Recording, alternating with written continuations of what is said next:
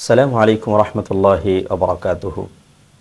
সম্মানিত দর্শক শ্রোতা, আমাদের দেশে ব্যবসার একটি বিশেষ প্রচলন নিয়ে আপনাদের সম্মুখে আলোচনা করব। আমি উদাহরণের সাথে বললে বিষয়টি বুঝতে সহজ হবে।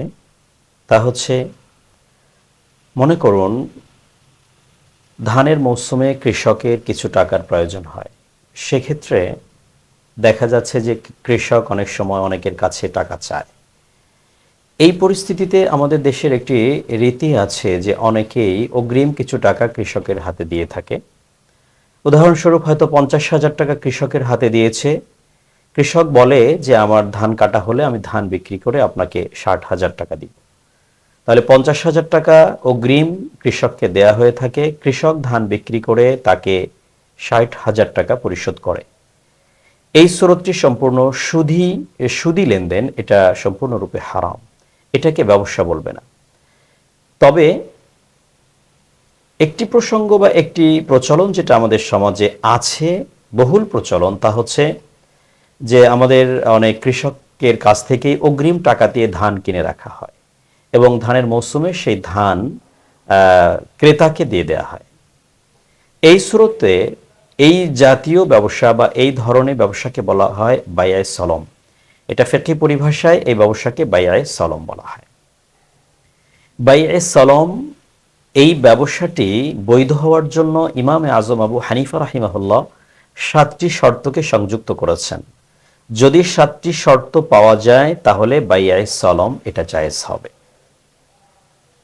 সেই 7টি শর্ত আপনাদেরকে আমি উপস্থাপন করছি। উদাহরণস্বরূপ, কৃষকের হাতে যে আমরা অগ্রিম 50,000 টাকা দিলাম যে সে ধানের মৌসুমে আমাদেরকে ধান দিবে, এই লেনদেনের ক্ষেত্রে 7টি শর্তের 1 নম্বর হচ্ছে যে জিনিসটা আমি ক্রয় করছি এটার কোন ফসলটি আমি ক্রয় করছি এটাকে উল্লেখ থাকতে হবে, যেটা ফিকহার ভাষায় বলা হয় জিনসে মালুম।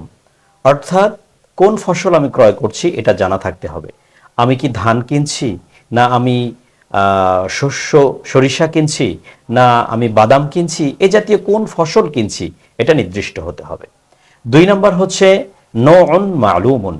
অর্থাৎ যখন জিন্স নির্ধারিত হয়ে গেল যে আমি ধান ক্রয় করছি, তখন ধানের মধ্যে যে বিভিন্ন নৌ আছে, প্রকার আছে, সেই প্রকারটিকেও নির্দিষ্ট করতে হবে। অর্থাৎ আমি কি 28 ধান কিনছি না 29 ধান কিনছি এটাকেও নির্দিষ্ট করে নিতে হবে। বা আমি ইরি, বোরো, আউশ, আমন কোন জাতীয় ধান ক্রয় করছি এটাকে নির্দিষ্ট করতে হবে। 3 নম্বর শর্ত হচ্ছে সিফাতুন মালুমাতুন। অর্থাৎ ধানের গুণগত মানটিকে উল্লেখ করে নিতে হবে।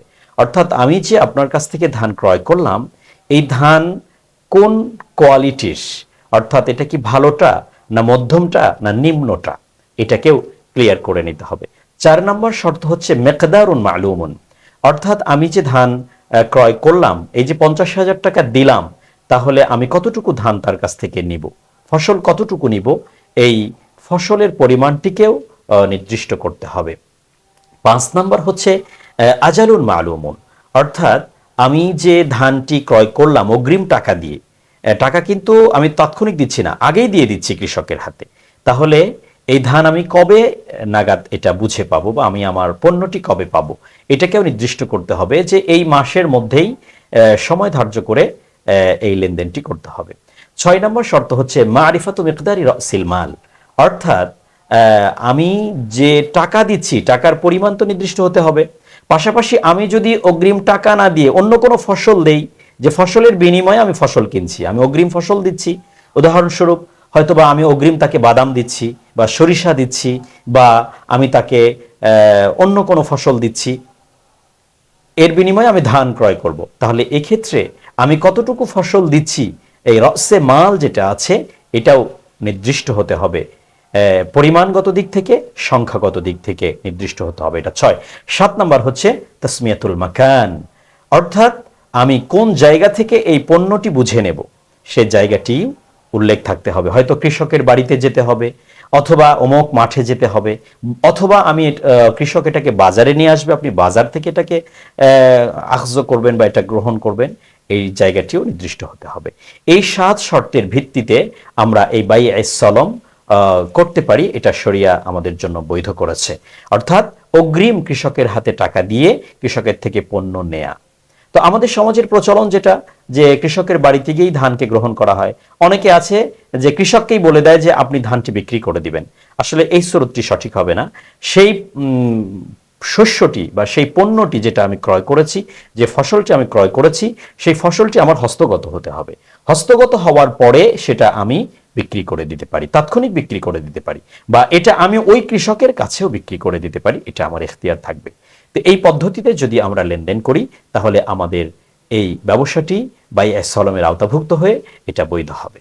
আল্লাহ তাআলা আমাদের সকলকে মাসআলা বুঝে আমল করার তৌফিক দান করুন। আসসালামু আলাইকুম ওয়া রাহমাতুল্লাহি ওয়া বারাকাতুহু।